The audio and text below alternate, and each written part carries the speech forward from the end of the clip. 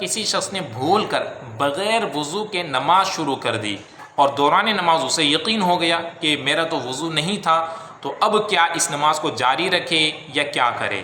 تو اس کا جواب یہ ہے کہ اس کی نماز شروع ہی نہیں ہوئی، دوبارہ اس کو وضو کر کے نماز دوبارہ شروع کرنی ہوگی۔ وجہ اس کی یہ ہے کہ نماز کی 6 شرائط ہیں، یعنی 6 وہ کام ہیں کہ جن کا نماز سے پہلے پایا جانا ضروری ہے، تبھی نماز شروع ہوگی۔ تو لہٰذا جو سب سے پہلی شرط ہے وہ ہے طہارت، یعنی پاکی حاصل کرنا۔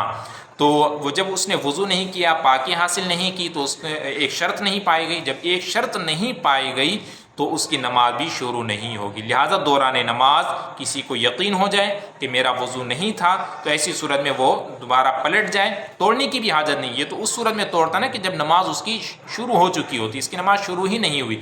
جب اسے یقین ہو گیا تو اب یہ پیچھے پلٹ جائے گا اور جا کے پھر وضو کرے گا، اور وضو کر کے پھر دوبارہ نماز کو شروع کرے گا اور نماز کو ادا کرے گا۔